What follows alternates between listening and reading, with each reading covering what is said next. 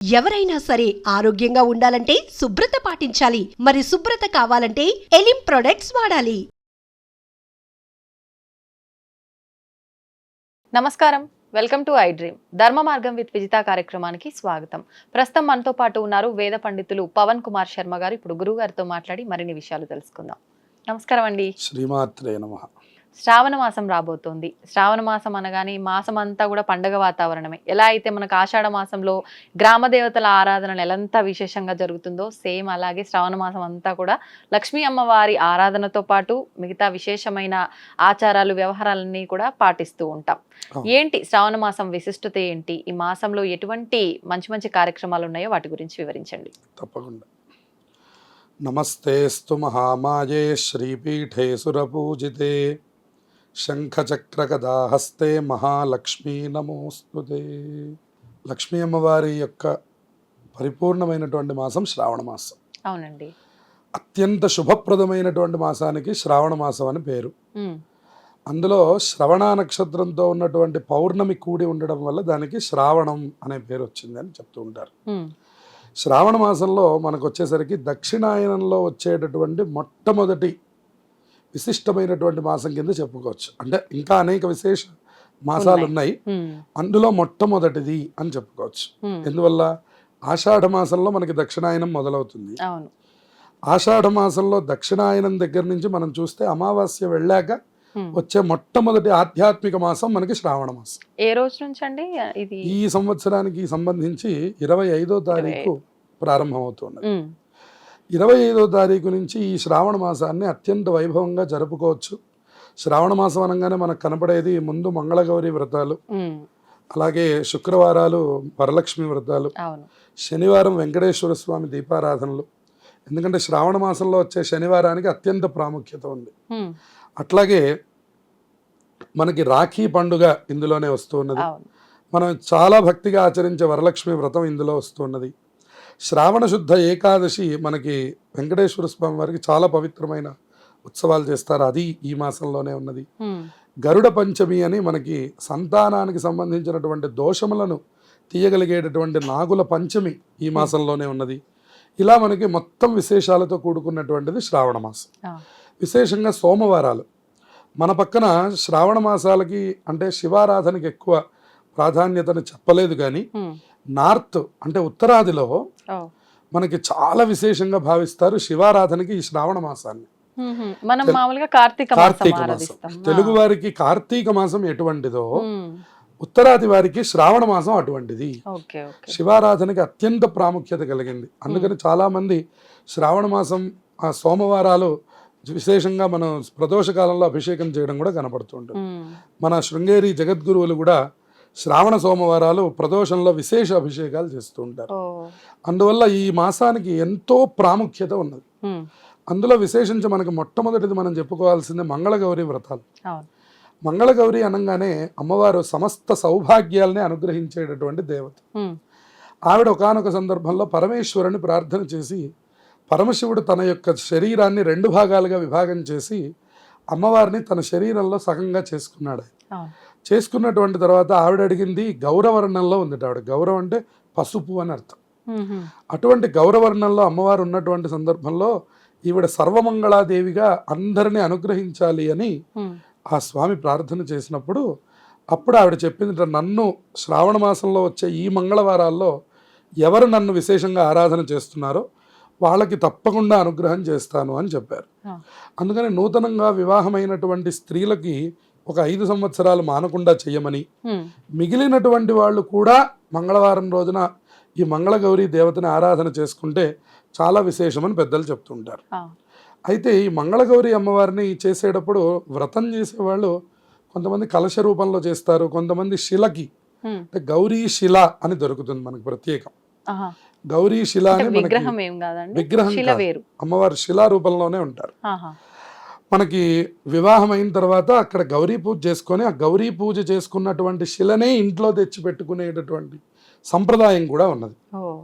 ఆ శిలనే మనం ప్రతిరోజు పూజించాలి. కేవలం ఇదేదో శ్రావణ మాసం మంగళవారానికి సంబంధించింది కాదు, ప్రతిరోజు గౌరీదేవి ఆరాధన చేసుకునే సంప్రదాయంలోనే ఇదివరకు భార్యాభర్తలు 90 ఏళ్ళు అంతవరకు కలిసి ఉండేటటువంటి వాడు. ఇవాళ మనకి ఆ అన్యోన్యతని కొంచెం తక్కువగా చూస్తున్నాం. ఇటువంటి సమస్యలు ఉన్న వాళ్ళు ఎవరైనా సరే ఈ మంగళగౌరి ఆరాధనని శ్రావణ మాసం వచ్చే మంగళవారాల్లో చేస్తే అమ్మవారు పరిపూర్ణంగా అనుగ్రహిస్తారు. ఎందుకంటే ఈశ్వరుడు అడిగినప్పుడు అమ్మవారు చెప్పారట, ప్రత్యేకంగా శ్రావణ మంగళవారాల్లో కనుక చేస్తే నేను వాళ్ళ కోసం, వాళ్ళ సౌభాగ్యం కోసం నేను కాపు కాస్తాను అని చెప్పారు. అటువంటి శ్రావణ మంగళవారాల్లో అవకాశం ఉన్న వాళ్ళు కలశం పెట్టి చేసుకోవచ్చు, లేని వాళ్ళు కనీసం పసుపుతో గౌరీదేవిని తయారు చేసుకొని అమ్మవారికి గౌరీ అష్టోత్తరం పూజ చేసుకొని అమ్మవారికి ప్రీతికరమైన నైవేద్యాలు సమర్పించినా కూడా అమ్మవారు సంతుష్టురాలై మనకి సర్వకాలముల యందు ఆపద లేనటువంటి దాంపత్యాన్ని అనుగ్రహిస్తారు. చూడండి, ఆపద దాంపత్యం అంటే ఏమిటి అర్థం అంటే, భర్త అనారోగ్యంతో ఇంట్లో ఉండేటటువంటి స్థితి కలగకుండా అమ్మవారు కాపాడుతుంది. అంటే దాంపత్యం ఉండడం వేరు, ఆపద లేనటువంటి దాంపత్యం వేరు. ఆపద లేని దాంపత్యం అంటే చాలా మంది భర్తకి ఇంకా సేవలు చేస్తూ ఉంటారు, చాలా కాలం అయినా వాళ్ళు కోలుకోరు. అటువంటి ఆపదలు మన జీవితంలోకి రాకుండా అమ్మవారు కాపాడాలి అంటే అందుకు ఒక్క శ్రావణ మంగళవారం చేసే నోము అమ్మవారికి అత్యంత శక్తివంతమైనది. ఒకవేళ అంటే కొత్తగా పెళ్ళైన వాళ్ళు కాకపోయినా ఇలా భర్తకు సేవ చేసుకుంటూ అంటే లైఫ్ లాంగ్ వాళ్ళు మంచంలో ఉండిపోవాల్సిందే అనే సందర్భంలో ఉన్న ఆడవాళ్ళు కూడా చేసుకోవచ్చు. అందరూ, ప్రతి ఆడవాళ్ళు చేసుకోవచ్చు. వాళ్ళేమో వ్రత రూపంలో చేస్తారు కొత్తగా పెళ్ళైనటువంటి వాళ్ళు. వ్రతము అంటే ఏమిటి అర్థం? తోరం కట్టుకోవడం, వాయనం ఇవ్వడం. దీనికి వ్రతము అని పేరు, తెలుగులో నోము అంటాం. దీన్ని వ్రతం అంటారు. అది కొత్తగా పెళ్ళైన వాళ్ళు చేస్తారు. నేను చెప్తున్నది ఏమిటంటే, ప్రతి స్త్రీ, సుమంగళి ప్రతి స్త్రీ కూడా ఒక చిన్న పసుపు గౌరీ అమ్మవారిని చేసుకుని పూజా మందిరంలో పెట్టుకుని అమ్మవారికి గౌరీ అష్టోత్తరంతో పూజ చేసుకోవచ్చు. అలా చేసుకొని కొద్దిగా పాయసాన్నం, దధ్యాన్నం, మనకి లలితా సహస్రనామంలో చెప్పారు కదా, పాయసాన్న ప్రియా త్వక్స్థ పశులోక భయంకరి దధ్యన్నాసక్త హృదయ ఢాకిని రూపధారిణి. అలాగే ప్రతి అన్నం కూడా, అన్నంలో ఎన్ని రకాలు ఉన్నాయో అన్నీ అమ్మవారికి ప్రీతికరమైనవి. అందుకని గుడాన్న ప్రీత మానస, అలాగే దధ్యన్నాసక్త హృదయ, ముద్గౌదనాసక్త చిత్త. ముద్గౌదనం అంటే కట్టు పొంగలి, ఆలయాల్లో ప్రసాదంగా పెడతారు కదా, మన కట్టు పొంగలి అంటారు, దాన్ని ముద్గౌదనం అంటారు. అటువంటివన్నీ కూడా అమ్మవారి ప్రీతికరమే. మీకు ఏది అవకాశం ఉంటే త్వరగా అయిపోయేది. ఇప్పుడు పాయసం ఎక్కువసేపు ఏం పట్టదు, అలాగే ఈ ముద్గౌదనం కూడా పెద్దగా ఎక్కువసేపు ఏం పట్టదు. ఇవన్నీ కూడా త్వరగా పూర్తి చేసుకుని అమ్మవారికి నైవేద్యం చేసుకోవచ్చు. 4 వారాల 5 వారాల చూసుకొని చక్కగా అమ్మవారి ఆరాధన చేస్తే అమ్మవారు అఖండమైనటువంటి సౌభాగ్యాన్ని ఇస్తుంది. ఆవిడ అందుకనే సర్వమంగళాదేవి అన్నారు. మనం కూడా సర్వమంగళ మాంగళ్యే శివే సర్వార్థ సాధికే శరణ్యే త్రయంబికే గౌరీ నారాయణి నమోస్తుతే. ఈ శ్లోకంతో అమ్మవారిని కనీసం ప్రార్థన చేసినా కూడా, అవకాశం లేదండి, మేము ఉద్యోగాల్లో ఉంటాం, మేము అనేక చోట్లకి తిరుగుతూ ఉంటాం, మాకు అవకాశం లేదు అనుకుంటే కనీసం ఈ శ్లోకం ఒక 9 సార్లు చదువుకున్నా, 11 సార్లు చదువుకున్నా కూడా అమ్మవారు అనుగ్రహిస్తారు. ఆ శ్రావణ మంగళవారం అత్యంత శక్తివంతమైంది. అట్లాగే శ్రావణ మాసంలో వచ్చేటటువంటి ఇంకా అనేకమైనటువంటి పండుగలు. శనివారం ఉంది. శనివారం మనకి శని దోషములు పోవడానికి శ్రావణ శనివారం అత్యంత విశేషమైంది. శ్రావణ శనివారం కనుక ఎవరైనా నవగ్రహ ఆరాధన చేసినా, విశేషంగా ఏలినాటి శని జరుగుతున్నటువంటి వాళ్ళు కాస్త శనికి తైలాభిషేకం చేసుకొని ఊళ్ళో మన ఇంట్లోకి వచ్చి వెంకటేశ్వర స్వామి దీపారాధన అని చేస్తారు. అంటే ఒక ప్రమిదలో చక్కటి నువ్వుల నూనెను పోసి చక్కగా ఒక వత్తి వేసి ఎదురుకుండా గోవింద నామాలు పెట్టి ఆ దీపానికి వెంకటేశ్వర స్వామి రూపంగా భావించి చక్కగా పూజ చేస్తే ఆ వెంకటేశ్వర స్వామి దీపారాధన వల్ల వీళ్ళకి శని దోషములు నివారణ కలుగుతాయి. ఏ పనులు జరగట్లేదు అని వీళ్ళు బాధపడుతున్నారో, అలాగే కొన్ని పనులు ముందుకు వెళ్ళట్లేదు, కొన్ని పనుల్లో ఆటంకాలు జరుగుతున్నాయి, అలాగే ఆరోగ్య సమస్యలు వస్తున్నాయి, ఆర్థికంగా చాలా ఇబ్బందులు పడుతున్నాను, వీళ్ళందరికీ కూడా ఉపశమనం ఏమిటి అంటే శ్రావణ మాసంలో వచ్చే శనివారం. ఆ శనివారం రోజున ఎవరైతే ఆ వెంకటేశ్వర దీపారాధనని చేస్తారో వాళ్ళ ఇంటి సంప్రదాయం ప్రకారం కొంతమందికి పిండితో దీపారాధన చేసే సంప్రదాయం ఉంటుంది. అటువంటి పిండి దీపారాధన చేసే సంప్రదాయం కూడా ఆ సందర్భంలో చేసుకోవచ్చు. ఎవరి ఇంటి యొక్క పద్ధతిని అనుసరించి వాళ్ళు ఆ వెంకటేశ్వర దీపారాధన చేస్తే అదొక శక్తివంతమైన ఫలితాన్ని ఇస్తుంది. అలాగే నవగ్రహారాధన, కొంతమందికి కేవలం శనే కాదు కొన్ని గ్రహాలు బాగుండవు. అటువంటిప్పుడు ఏం చేయాలంటే శ్రావణ మాసంలో వచ్చే శనివారాలు నియమాలు పాటించి నవగ్రహాలకు ప్రదక్షిణం చేయడం, నవగ్రహాలకి అలాగే పూజ చేయించుకోవడం. ఏ గ్రహం మన జాతకంలో బాగాలేదో ఆ గ్రహాన్ని శనివారం రోజున పూజించవచ్చు. అంటే ఇప్పుడు ఎటువంటి నియమాలండి, నియమాలు పాటించి అన్నారు నియమం అంటే ఒంటిపూట భోజనం చేయడం, ఆహా. కుదిరినటువంటి వాళ్ళు నేల మీద పడుకోవడం. నేల మీద పడుకుంటే శని అత్యంత తృప్తి పడతాడు. మంచం మీద పడుకోకుండా శనివారం రోజున ఎవరైతే నేల మీద పడుకుంటున్నారో, కుదిరితే ఒక దిండు పెట్టుకోండి, అది కూడా లేకుండా పడుకుంటే ఇంకా సంతోషిస్తాడు. అంటే ఆయనకి సుఖములు త్యజించి గనక మీరు ఆయన కోసం ఏ చిన్న పని చేసినా ఆయన సంతోషపడతారు. ఓకే. మీరు సుఖంలో ఉంటే కటిక శని నేలపైన భగవానుడు పడుకోవాలంటారా? నేల మీద ఏదైనా ఓ వస్త్రమో చాపో వేసుకోవచ్చు. వేసుకోవచ్చు. పిల్లో పెట్టుకోవడం సెకండ్ పద్ధతి. అంటే రెండవ పద్ధతిలో ఒక దిండు పెట్టుకోవచ్చు. లేదు ఇంకా చిన్నతనం నాకు బాగానే ఉంది ఆరోగ్యం అనుకున్నటువంటి వాళ్ళు చెయ్యి తల కింద పెట్టుకుని కనుక పడుకున్నట్లయితే ఆయన చాలా ప్రీతి చెందుతారు. ఆ దోషం చాలా తొందరగా నివారణ కలుగుతుంది. ఆ మార్పుని మీరే చూస్తారు. ఎందుకంటే ఈ కటిక నేల మీద పడుకునేటటువంటి భూషయనం అంటారు దాన్ని సంస్కృతంలో. భూషయనం ఏకభుక్తం అని రెండు ఈ నియమాలు చెప్తారు. ఒంటిపూట భోజనం చేయాలి అంటే మీరు డే మొత్తంలో ఒక్కసారే భోజనం చేయాలి. అవకాశం ఉన్న వాళ్ళు పగలు చేయండి, అవకాశం లేని వాళ్ళు సాయంత్రం చేయండి. ఎప్పుడైనా ఒక్కసారే భోజనం చేయండి. అంటే 3 పూటల్లో ఒక పూట ఒక్క పూట ఏదో పూట మాత్రమే మనం సంకల్పం చేసుకొని భోజనం చేయవచ్చు. అలా ఒక్క పూట కనుక మీరు ఏకభుక్తం చేసి భూషయనం కనుక చేస్తే ఆ దోష నివారణ అత్యంత త్వరగా కలుగుతుంది. దానివల్ల మీకు చాలా మార్పులు కనపడతాయి. శ్రావణ మాసం చివరికి వచ్చేసరికి మీరు అనుకున్నటువంటి కార్యం ముందు కదులుతుంది. అందువల్ల ఈ శ్రావణ మాసంలో వచ్చే శనివారాలని అందరూ సద్వినియోగం చేసుకోవాలి. అంటే ఇప్పుడు మీరు చెప్పినట్టుగా ఈ పిండి దీపాలు ఇవన్నీ మాకేం చేత కాదు అని చెప్పి మామూలుగా మీరు చెప్పిన ఈ నేలపైన పడుకోవడము, ఈ ఒక్క పూట భోజనము, మామూలుగా నిత్య దీపారాధన లాగా దీపారాధన చేసుకొని ఏదైనా మంత్రం చేసుకోవచ్చు అంటారా? చక్కగా ఏం మంత్రం? ఓం శం శనైశ్చరాయ నమః అనే మంత్రాన్ని కనీసం 190 సార్లు తక్కువ లేకుండా జపించి డైలీ, ఎందుకంటే డైలీ కాదు శనివారం మాత్రమే. ఇది చాలా చిన్న మంత్రం. ఆ రోజున మీరు కేటాయిస్తే ఒక 20 నిమిషాల్లో నేను చెప్పిన సంఖ్య పూర్తయిపోతుంది. ఇది మీరు నవగ్రహ ప్రదక్షిణలు చేస్తూ కూడా చేయవచ్చు. 190 ఎందుకనండి? 19 శని సంఖ్య. దాన్ని 10 మీరు చేస్తే గానీ మనకున్నటువంటి దోషం తగ్గదు. అంటే మనం ఏదైనా ఎక్కువ చేసి తక్కువ ఫలితాన్ని ఆశించాలి. ఎందుకంటే కలియుగంలో ఫలితం చాలా తక్కువగా వస్తుంటుంది. ఎందుకంటే మహాప్రభావాల వల్ల. అందువల్ల మంచి ప్రభావాలు కలియుగంలో రావాలి అంటే కొంచెం సాధన ఎక్కువగా ఉండాలంటోంది ధర్మశాస్త్రం. అందుకే సూక్ష్మంగా రావాలి అంటే కొన్ని విషయాల్లో సూక్ష్మం కుదరదు అని చెప్తారు. విశేషించి శని ఇచ్చేటటువంటి ఫలితాల్లో కానివ్వండి, గ్రహదోషములలో కానివ్వండి, సూక్ష్మమైనటువంటి ఫలితాలు మనం ఆశించడానికి వీల్లేదు. ఎందుకనంటే అవి ఉండడమే అటువంటి ఉద్యోగములలో ఉంటాయి కాబట్టి తప్పకుండా మనం వాటిని సర్వకాలముల యందు సంతుష్టి చేసి తగినటువంటి రీతిలో మనం ఫలితాన్ని పొందాలి. అందుకని 19 × 10 190 కాబట్టి ఆ సంఖ్యలో మీరు ఆచరించి చక్కగా శని భగవానుడికి ప్రదక్షిణం చేసి మీరు మీ ఇప్పుడు ఒకవేళ ప్రదక్షిణ చేయాలంటే 19 చేయాలా? నవగ్రహాలు 19 చేయొచ్చు. 19 చేయాలి. అలాగే వెంకటేశ్వర స్వామి దర్శనం చేసుకోండి. ఇప్పుడు మీరు వెంకటేశ్వర దీపము ఇవన్నీ మీరు మీ ఇంట్లో చేసే అవకాశం లేదు, మా ఇంట్లో ఆ సౌకర్యం లేదండి అని అనుకున్నటువంటి వాళ్ళు కనీసం ఒక వెంకటేశ్వర స్వామి ఆలయానికి వెళ్ళి ఆ స్వామిని ప్రార్థన చేసి దండం పెట్టుకొని మీ ఉపవాసాన్ని ప్రారంభించాలి. ఇవాళ వెంకటేశ్వర స్వామి గుళ్ళో కూడా నవగ్రహాలు ఉన్నాయి కాబట్టి అక్కడ ప్రదక్షిణములు చేసుకొని వెంకటేశ్వర దర్శనం చేసుకొని వెళ్ళిపోవచ్చు. ఇప్పుడు ఒక పూట భోజనం అన్నారు, ఇంకొక పూట పండ్లు పాలు తినొచ్చా? లేదంటే అది కూడా అది వాళ్ళ వయస్సు శరీర ధర్మాన్ని అనుసరించి చెయ్యవచ్చు.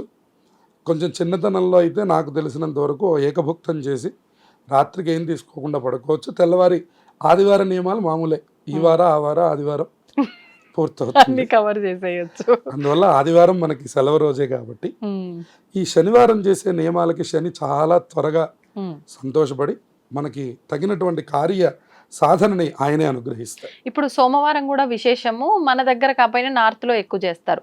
ఒకవేళ మన దగ్గర కూడా మనం ఈ శ్రావణ మాసంలో సోమవారాలు చేయాలంటే ఏం చేయొచ్చు అంటారు? సోమవారాలు అయితే మనకి పూర్తిగా సాయంకాలం వేళ చేసే ఆరాధననే ఎక్కువ విశేషంగా చెప్పారు. అందుకని అవకాశం ఉన్నటువంటి వాళ్ళకి మాత్రం ఉదయం నుంచి సాయంత్రం 6 గంటల వరకు ఉపవాసం ఉండి అప్పుడు శివాలయానికి బయలుదేరి వెళ్ళడమా, లేదా ఇంట్లో మీకున్నటువంటి శివలింగాన్ని పెట్టుకొని ఆ పంచామృతాలతో అభిషేకం చేసుకోవడమా, ఓం నమ శివాయ అనేటటువంటి ఈ పంచాక్షరి మంత్రాన్ని మన మత గురువులు ఏనాడోనే పెద్దలందరికీ ఉపదేశం చేస్తున్నారు. అవును. ఇవి ఉపదేశంతో పని లేదు అని పెద్దలు చెప్తూ ఉన్నారు. కాబట్టి అటువంటి ఉపదేశాత్మకమైనటువంటి పంచాక్షరి మహామంత్రంతో మీ ఇంట్లో మీరే మీకు తోచినటువంటి శివారాధనని చేసుకోవచ్చు. ఓకే. లేదు దగ్గరలో దేవాలయం ఉంటే చక్కగా దేవాలయానికి వెళ్ళి చేయండి. అది ఇంట్లో చేసినటువంటిది ఒక 30% ఫలితం అయితే దేవాలయంలో చేసినటువంటిది ఒక 70% ఫలితం ఇస్తుంది. ఓకే. అట్లాగే ఏదైనా నదీ తీరాలు అటువంటి చోట్లకి వెళ్ళి క్షేత్రాలు అంటాం మనం, అవును. అవును. అటువంటివి 100% ఫలితాన్ని ఇస్తాయి. అంటే క్షేత్ర దర్శనం క్షేత్ర దర్శనం చాలా విశేషమైనటువంటిది. ఓకే. మేము వెళ్ళలేము, సోమవారం వర్కింగ్ డే అనుకున్నటువంటి వాళ్ళకి సెకండ్ ఆప్షన్ మన ఇంటి దగ్గరగా ఉన్నటువంటి దేవాలయం. ఆలయంకి వెళ్ళడం. అది కూడా మాకు అవకాశం లేదండి అని అనుకున్నటువంటి వాళ్ళకి మన ఇంట్లోనే చేయడం. ఏదైనా మానకుండా చేస్తే వచ్చే ఫలితం వేరు. ఓకే. సరే, ఒకవేళ మాకు అంటే ఉపవాసం ఉండే అవకాశం లేదు అని అనుకున్నటువంటి వాళ్ళకి ఈ రెండవ మార్గం, పొద్దున్నే శివారాధన చేయండి. ఆరాధన అనంతరం తినేయచ్చు. ఉత్తమమైనటువంటి మార్గము, మధ్యమమైనటువంటి మార్గాల్లో ఉత్తమమైన మార్గాన్ని మనం ఉపవాసం కింద చెప్పుకొని సాయంత్రం శివారాధన చేసి 7 గంటలకో 8 గంటలకో చంద్రుణ్ణి చూసి కనుక మనం భోజనం చేసినట్లయితే చంద్ర సంబంధమైనటువంటి దోషములు తొలగిపోతాయి.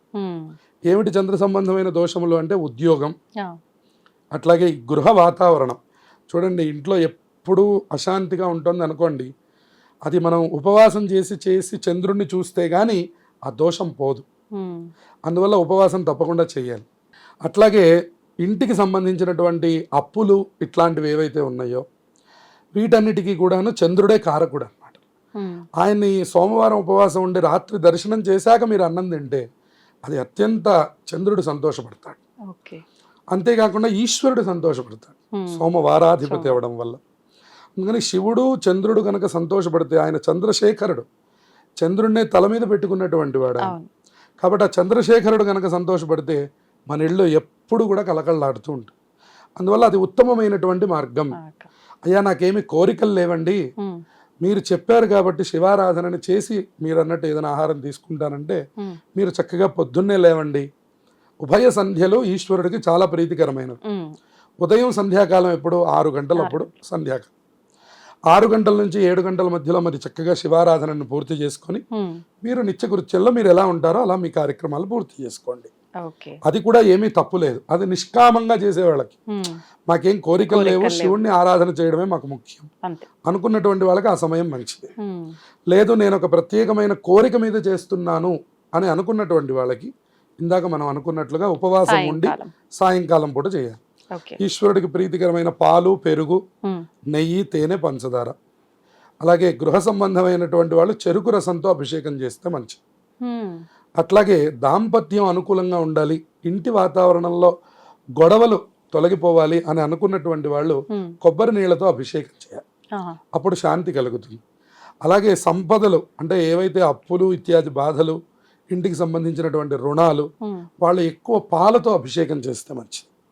ఇలా ఒక్కొక్క కామ్యానికి ఒక్కొక్క ద్రవ్యం ఉంది కాబట్టి ఈ పాలతో అభిషేకము, కొబ్బరి నీళ్లతోనూ చెరుకు రసంతోనూ వీటితో చక్కగా శివుణ్ణి అభిషేకించి ఆయన్ని పూజించి ఆ తర్వాత మీరు భోజనం చేస్తే ఈ మాసంలో మీరు చాలా మీ కోరినటువంటి కోరికలన్నీ కూడా సుమారుగా ఈ నెల చివరికల్లా కూడా కొంతవరకు కదులుతాయి. మొత్తం నెరవేరిపోతాయని చెప్పడానికి మనకు అవకాశం లేదు, కానీ కనీసం ఒక మూమెంట్, ఒక అడుగు ముందుకు వెళతారు. దాని ద్వారా మీరు ఈ సోమవారాలు కొంతమంది కొనసాగించవచ్చు. ఇదేదో కేవలం శ్రావణ మాసంలో మాత్రమే అని చెప్పడానికి లేదు, ఇది అన్ని సోమవారాలు విశేషం. మీ పని పూర్తవుతోంది అనుకున్నప్పుడు మరికొన్ని సోమవారాలు కూడా చేసే ప్రయత్నాన్ని చేయవచ్చు. ధన్యవాదాలండి, చాలా చక్కగా వివరించారు. శుభమస్తు.